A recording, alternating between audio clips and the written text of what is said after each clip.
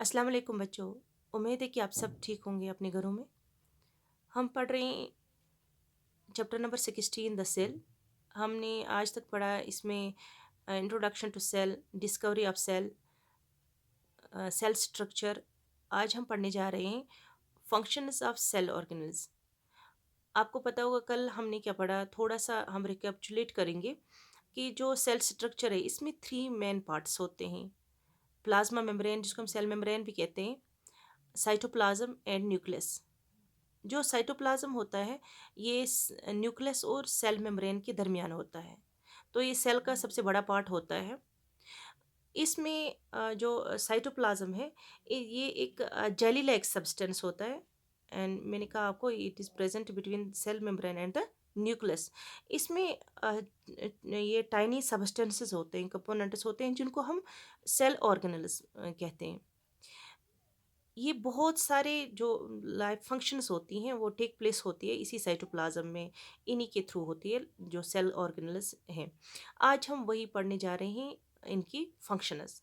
तो पहला जो ये जो सबस्टेंस है इसमें साइटोप्लाज्म का, वो है mitochondria. Mitochondria is also known as powerhouse of the cell. The fluid which is present in mitochondria is called a matrix.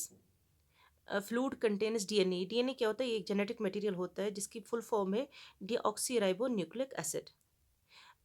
And ribosomes, और इसमें क्या प्रेजेंट होते हैं? राइबोसोम्स। ये जो माइटोकॉन्ड्रिया है ये दोनों में प्रेजेंट होता है, यानी कि प्लांट्स में भी और एनिमल्स में भी होते हैं माइटोकॉन्ड्रिया। तो उसके बाद है क्लोरोप्लास्टस। ये क्लोरोप्लास्टस क्या हैं? ये ग्रीन कलर्ड होते हैं। जिस तरह से आपको पता होगा कि जो हमारा खाना वगैरह बनता है वो किचन में बनता है। जो ये क्लोरोप्लास्ट है इसको भी it is known as kitchen of cells because it helps plant to make food. तो इसमें क्या होता है, in order to make food plants को चाहिए क्लोरोफिल, जो एक ग्रीन पिगमेंट होता है which is present in chloroplast. जो जो प्लांट्स होते हैं उनको प्रिपेयर फूड करने, क्योंकि आपको पता है प्लांट्स खुद अपना फूड प्रिपेयर करते हैं, तो उनको फूड प्रिपेयर करने के लिए क्लोरोफिल की ज़रूरत पड़ती है। और जो क्लोरोफिल होता है वो क्लोरोप्लास्ट्स में प्रेजेंट होता है। So we can say chloroplast is helpful in photosynthesis. तीसरा जो है वो है इंडोप्लाज्मिक रेटिकुलम। जो इंडोप्लाज्मिक रेटिकुलम है it is present in plants as well as animals. जो इंडोप्लाज्मिक रेटिकुलम है it is helpful in the formation of membrane of cell. Endoplasmic reticulum form skeleton framework of cell. जिस तरह से जो हमारी body होती है उसमें bone and muscle make our body framework, similarly endoplasmic reticulum forms the framework of the cell. चौथा जो है वो है Golgi complex. Golgi complex, it collects and distributes the substances made in the cell, for example proteins, synthesis and secretion of materials। और इसको एक और चीज़ है, they are helpful in the formation of cell membrane, जो Golgi complex है। जो fifth है दे आर लाइजोसोम्स।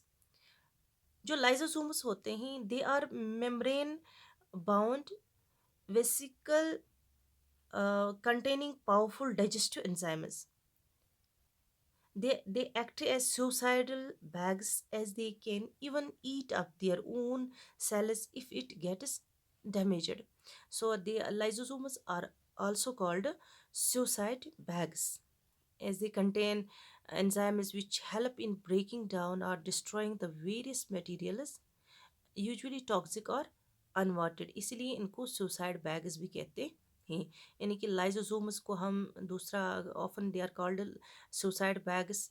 इसी तरह से जो माइटोकॉन्ड्रिया होते हैं, सिंगुलर इनका होता है माइटोकॉन्ड्रियन, तो इनको power houses of the cell कहते हैं। माइटोकॉन्ड्रिया को power houses of the cell कहते हैं। जो माइटोकॉन्ड्रिया होता है ये दोनों में प्रेजेंट होता है, यानी प्लांट्स में भी एनिमल्स में। क्लोरोप्लास्ट सिर्फ प्लांट्स में प्रेजेंट होते हैं, क्योंकि प्लांट्स जो होते हैं वो खुद अपना फूड प्रिपेयर करते हैं, जो जिस प्रोसेस को हम फोटोसिंथेसिस भी कहते हैं। तो उनको क्लोरोफिल की ज़रूरत पड़ती है जो क्लोरोप्लास्ट्स में प्रेजेंट होता है, इसीलिए ये प्लांट्स में ही प्रेजेंट होता है। तीसरा है इंडोप्लाज्मिक रेटिकुलम। ये भी ये प्लांट्स में और एनिमल्स में भी प्रेजेंट होता है। और है गोल्गी कम्प्लेक्स लाइजोसोम्स। ये हैं फंक्शंस ऑफ ये cell organelles and their functions.